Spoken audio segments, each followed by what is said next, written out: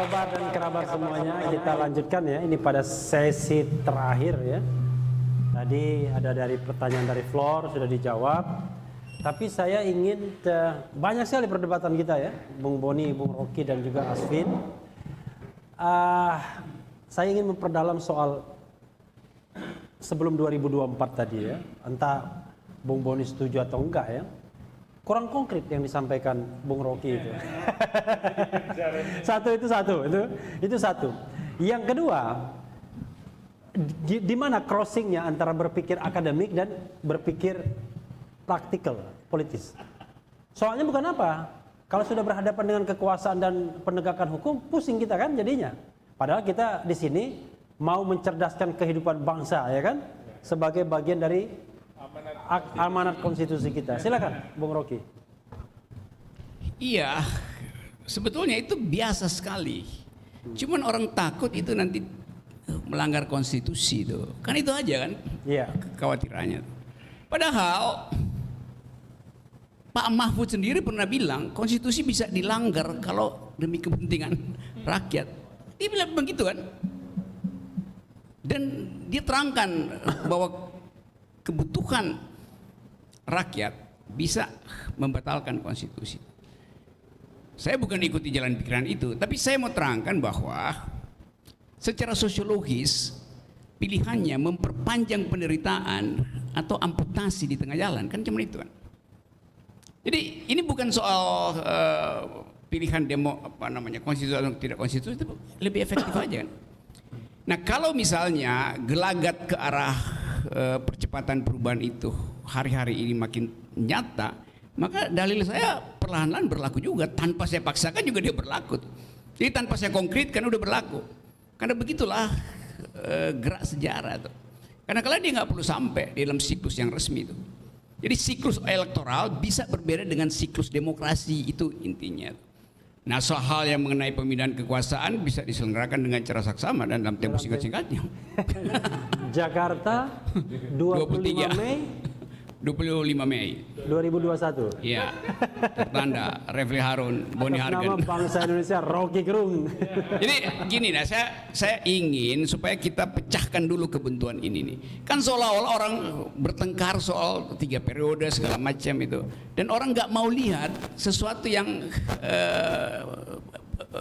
possible, atau mungkin bukan sekedar possible tapi probable, bisa dihitung soalnya kan. Kalau possibility ya oke, tapi kalau dia ada probabilitasnya, dan probabilitas itu adalah hukum-hukum sosiologi tadi itu. Pelemahan KPK akhirnya berlanjut, lalu timbul debat di dalam istana sendiri. Artinya ada saling amputasi di istana, justru menteri yang sana beda dengan yang ini. Presiden Jokowi tadi, saudara Boni menerangkan bahwa ya Presiden Jokowi ditawan oleh kepentingan yang lebih besar tuh. Jadi kita mesti tentukan, masa kita inginkan supaya penawan itu juga akan menawan orang lain di 2024 kan? Ya udah cukup Jokowi aja yang ditawan kan? Nah, supaya dia cepat bebas, kita percepat membebaskan Jokowi dari tawanan itu. Kapan? Ya jangan sampai 2024. Itu kan itu logiknya begitu. Ini ngeri sedap ngomong seperti ini. Tapi ya, tapi semua ini adalah argumen akademis gitu. Bukan saya benci, saya nggak pernah berseteru dengan orang istana. Saya melihat istana itu terkunci oleh kepentingan oligarki. Kuncinya kita buka tuh. Kita mau buka, dia nggak mau. Bukan dia nggak mau tuh, orang-orang di sekitar istana nggak mau itu dibuka tuh. Nah Boni udah mulai berpikir bahwa oke, sebetulnya bisa dibuka juga. Walaupun belum penuh tadi bisa dibuka ya? Iya bisa dong. Supaya fair lah pembicaraan ini kan. Jadi sekali lagi ini forum yang boleh kita manfaatkan untuk mengajukan argumen alternatif di luar sistem elektoral. Jadi sama seperti ketika secara konstitusional saya mengatakan yang namanya pergantian kepemimpinan itu bisa melalui pemilu, satu, dan itu ada di dalam konstitusi. Bisa melalui impeachment, ada. Tapi ada yang ketiga, pengunduran diri. Ada juga. Jadi Pak Rocky mau yang mana? Nah, Pak Rocky mau yang mana? Itu tiga itu sama-sama sahnya dan sama-sama pernah dipraktikkan. Iya, saya ya kan? Itu apapun Cuma soal pilihan aja kan, tetapi kita mesti batalkan dulu kegugupan kita untuk membayangkan perubahan di luar sistem elektoral. Kalau kegugupan itu udah kita bisa atasi, nanti kita deal apa yang mesti kita lakukan. Itu soalnya. Jadi ini soal gampang aja, soal kecil tuh. Jangan terlalu cemas dengan perubahan yang non elektoral. Oke, sama seperti tahun 98 tidak perlu sidang umum MPR ya. Iya, kan sama Cukup juga dengan sidang istana saja. Pada waktu itu juga orang cemas kan, nanti bagaimana nanti jadi Tiananmen atau segala macam. Enggak tuh, enggak ada Tiananmen di Jakarta kan. Karena ada kedewasaan, oligarkinya dewasa, Presiden Soeharto dewasa, publik juga dewasa tuh. Jadi oke, bikin semacam ya win-win solution lah. Kalau sekarang dewasa nggak? Kalau sekarang ya ketidakdewasaan kekuasaan itu terlihat dari ketidakdewasaan orang-orang di sekitar presiden. Sebelum ke Bung Boni, saya ingin ke Asvin ya. Ini kan kita bicara mengenai tadi, Bung Rocky yakin betul apa yang disampaikan dia adalah pure pandangan akademik. Dan harusnya negara yang demokratis ya tidak alergi ngomong seperti ini. Presiden bisa ganti kapanpun karena konstitusi menyediakan fasilitas untuk itu. Yang tidak boleh kan adalah Anda angkat senjata memberontak. Ya nggak boleh. Tapi berwacana harusnya boleh karena pikiran dan hati nurani kan tidak boleh dibatasi dalam kondisi apapun menurut konstitusi. Tapi kan pengalaman Asvin kan beda lagi sebagai Ketua Umum YLBHI yang banyak mengurusi penegakan hukum. Silakan. Iya, jadi saya tentu saja berpikir apa saja, berbicara apa saja boleh gitu ya, kecuali hate speech, ujaran kebencian, rasial. Ini ujaran kebencian enggak ya? Bukan gitu.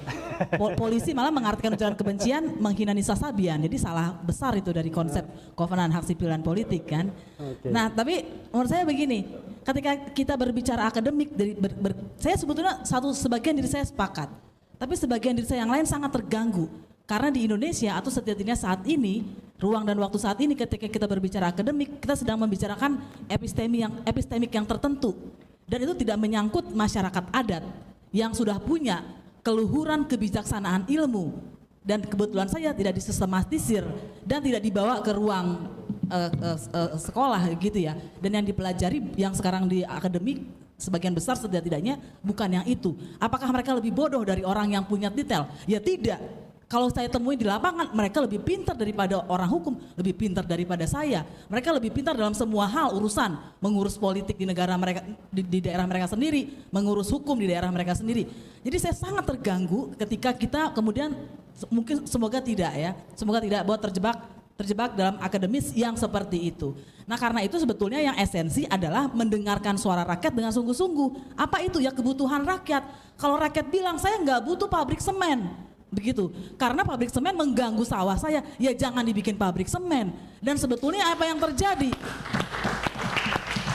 Yang terjadi adalah jalan raya itu kalau menurut laporan dari klien-klien LBH dari dampingan kami itu untuk perkebunan kelapa sawit kok, nggak melewati kami. Lihat aja di Perpres tentang program sumber PSDN, saya jadi lupa sekarang, prioritas strategis program strategis nasional gitu ya. Ada kereta api Seimangkei yang menghubungkan nanti ada proyek strategis nasional. Iya, proyek strategis nasional. Ya. Nanti ada rute kereta dari Sumatera ke sini Seimangkei itu untuk menghidupi nanti kawasan ekonomi Seimangkei itu. Jadi ini semua betul-betul sudah mengoyak hati masyarakat gitu ya. Dan karena itu berbagai retorika dan macam-macam gitu ya. Itu betul-betul kenapa nggak ketemu? Menurut saya bukan masalah nggak ketemunya, bukan karena betul yang mewakili pemerintah ini nggak beres komunikasinya. Tapi bukan di retorika komunikasinya, esensi komunikasinya sendiri tidak, itu jauh sekali dari apa yang dialami rakyat. Nah, ini Bung Boni harus jawab ini. Jadi bukan soal kesalahan di kemampuan berkomunikasinya, tapi memang bahan untuk berkomunikasinya sudah buruk. Kira-kira gitu ya.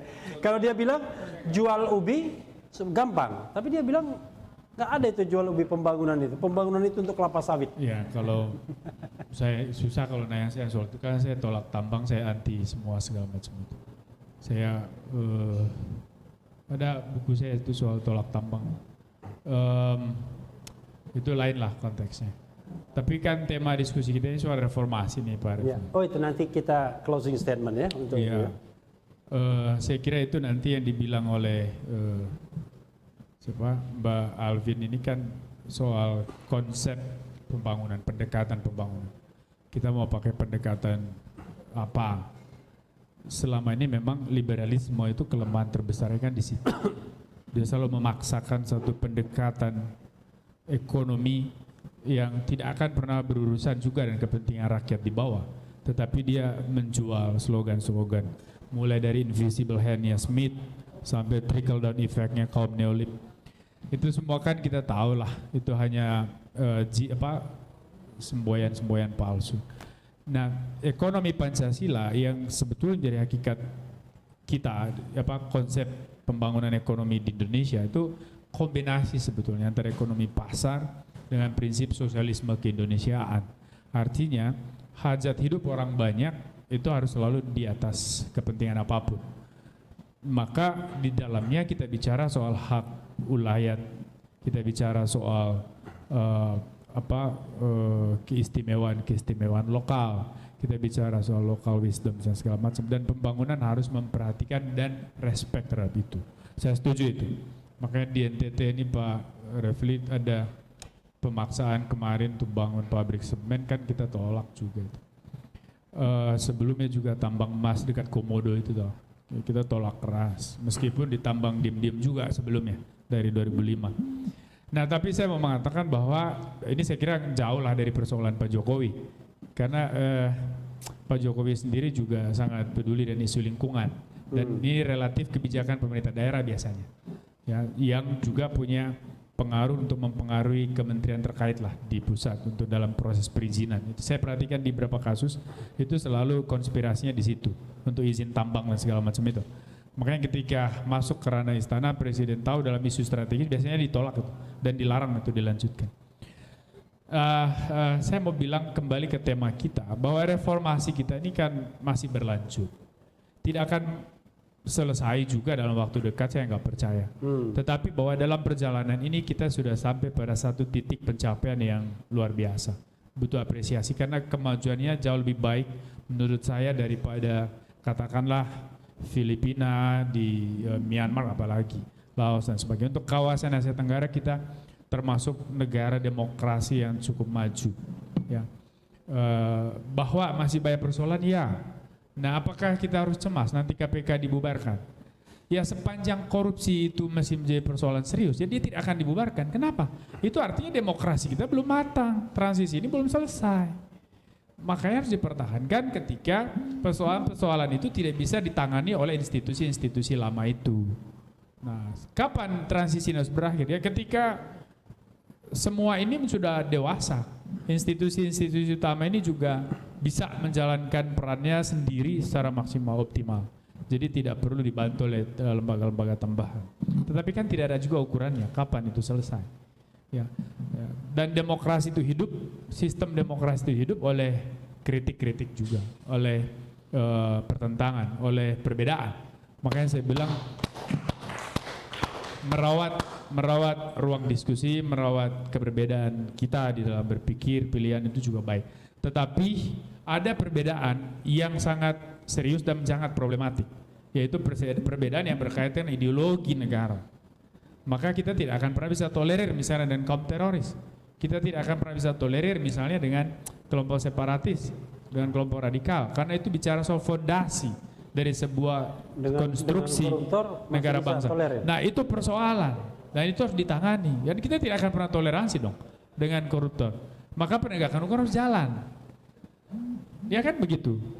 Penegakan hukum harus di jalan. Nah sekarang bicara soal media sosial. Selama ini yang ditangkap oleh polisi juga orang-orang yang menyebar hoax kok. Bahwa di titik lain dia adalah seorang tokoh bagi kelompok tertentu, ya. Tetapi kan dia ditangkap bukan karena dia tokoh, tapi kan ada tindakan-tindakan di ruang publik yang dianggap melanggar undang-undang. Nah makanya diproses, ditangkap. Nah, artinya bahwa kita harus juga fair lah melihat ini. Toh juga yang pro pemerintah juga yang melakukan pelanggaran yang sama juga kan ditangkap juga. Misalnya? Ya saya nggak usah sebut satu-satu lah, kan Bapak ahli hukum tahu lah semua itu. kasus-kasusnya. Ya, saya tentu sangat Soalnya membela. agak sulit menyebutnya. Saya tentu soalnya. membela Pak Jokowi yang bagi saya presiden terbaik sepanjang sejauh ini lah dalam sejarah kita. Tetapi saya tidak mengatakan bahwa kepresidenan orang-orang di sekitarnya itu baik. Saya nggak mengatakan itu. Saya cuma mengatakan bahwa Presiden Jokowi itu orang baik. Maka saya sedih ketika di ruang-ruang diskusi saya perhatikan seperti yang saya katakan, orang-orang yang mewakili yang berseberangan dengan Pak Rocky itu gagal masuk di frekuensi berpikir Rocky. Bagi saya itu menyedihkan karena seorang Jokowi yang hebat kok bisa diwakili oleh orang yang begitu saja. Makasih. Saya ingin reserve Bung Rocky untuk closing statement terakhir. Sudah selesai closing statementnya. Mungkin Asvin dulu untuk closing statement mengenai arah reformasi kita. Tidak perlu membahas lagi Bung Boni, nanti dia akan balas lagi sejak selesai kita. Tapi lebih pada pemikiran refleksi ke depan. Silakan. Iya, jadi buat orang kebanyakan dan banyak ini orang kebanyakan karena dia banyak dan tidak ada di istana, tidak ada di DPR, dan yang datang ke LBH atau yang datang temannya yang datang ke LBH, para mahasiswa dan lain-lain, reformasi sudah menjadi lelucon. Kata reformasi, udah enggak, ini bukan masa reformasi lagi. Ini setengah kaki kita sudah ada di masa pemerintahan otoritarian, siapapun yang berkuasa, gitu. Tidak ada lagi check and balance. Saya pakai baju tes wawasan kebangsaan, belum lolos tes wawasan kebangsaan karena pendiri Oikumene itu di KPK bisa difitnah Taliban dan diiyakan publik, begitu ya. Itu kan nggak masuk akal sama sekali. Dan apa yang terjadi saat ini sebetulnya adalah litsus model baru. Jadi kita harus hati-hati. Politik dimakan taktik. Kita pikir kita sedang melakukan kebaikan, tapi sesungguhnya kita sudah mengundang musuh lama itu masuk lagi dan dia nggak bisa pernah kalau sudah masuk tidak akan mau keluar lagi dan tidak ada demokrasi lagi. Terima kasih. Jadi jangan coba-coba mengundang anasir yang kita kritik atau kita koreksi tahun 98 gitu ya. The last but not least. Oke, Refli dan teman-teman Asvin, Boni.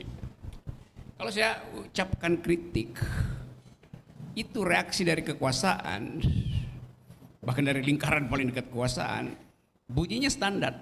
Kalau zaman Orde Baru, kepala lu udah hilang, Rok. Jadi, Fajrul ngomong begitu. Siapa lagi? Macam-macam itu. Irma Caniago juga ngomong begitu. Iya, siapa yang sorban si. Kalau Irma ngomong sudah ditangkap. Iya. Siapa namanya? Ada. Jadi Anda bayangkan cara dia bikin perbandingan. Lo justru supaya kepala saya nggak dipenggal dulu, kita sama-sama minta agar supaya otoritarianisme dihentikan itu. Dan saya pada waktu itu adalah penasehat ketua YLBHI Buyung Nasution. Saya masih ngajar di UI, saya bawa mahasiswa saya untuk ikut demo di Semanggi. Satu waktu, ini supaya ada cerita kecil gitu ya. Saya di situ sama saudara Katib Basri itu teman baik saya, itu sama-sama dosen. Dek kita ke Semanggi itu, oke. Lalu di Uber sama Brimob, mungkin peluru karet. Saya bilang saya tahu jalan lompat di belakang Atma Jaya, kampus Atma Jaya itu parkirannya, gue tahu dia, lu ikut aja tuh. Ada saya, ada Dede, ada Syahrir itu. Syahrir almarhum. Iya, dia juga dosen FEU itu. Jadi kita dosen bertiga, bawa mahasiswa ke situ.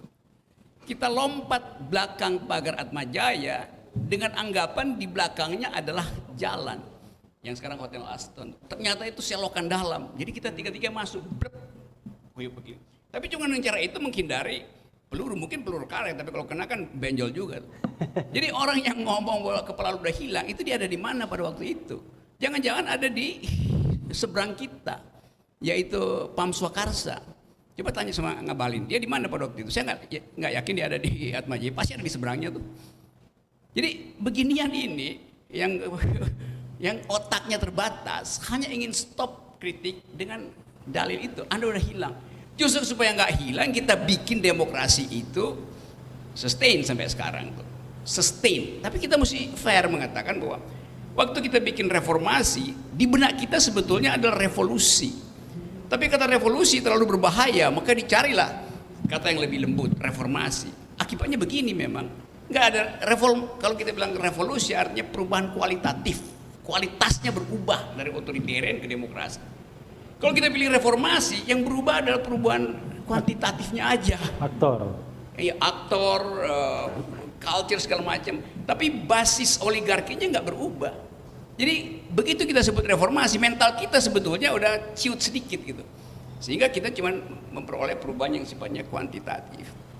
Kalau dalam ilmu teknik namanya perubahan di tingkat fisika, bukan kimianya yang berubah, fisikanya aja yang berubah.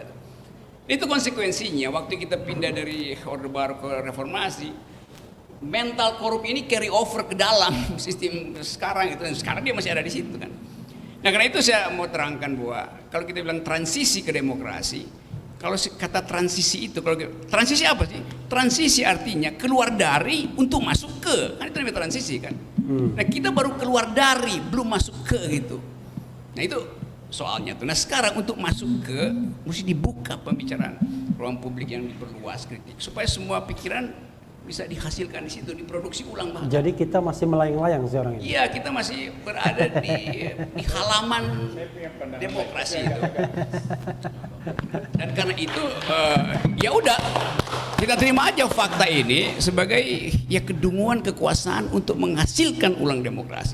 Dan saya mau terangkan itu dengan memanfaatkan statistik dunia yang menerangkan bahwa memang seluruh indeks itu buruk gitu.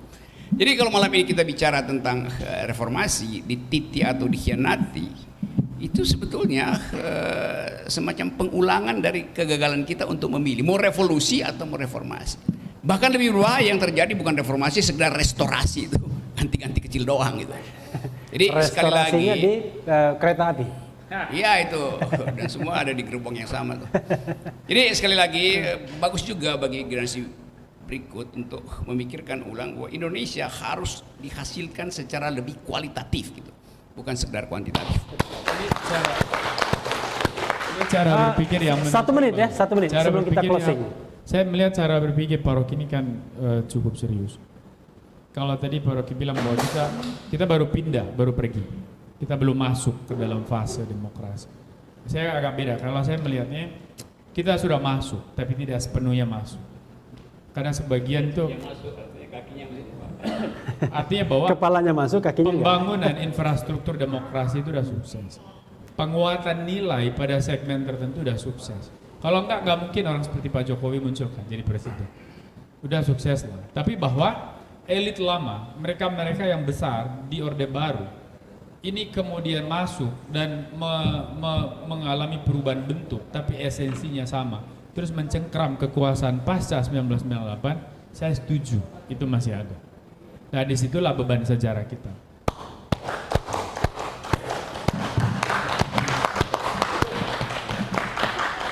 Kalau ditanggapi terus, saya kira sampai pagi diskusi kita, tapi memang diskusi tidak akan pernah berakhir ya.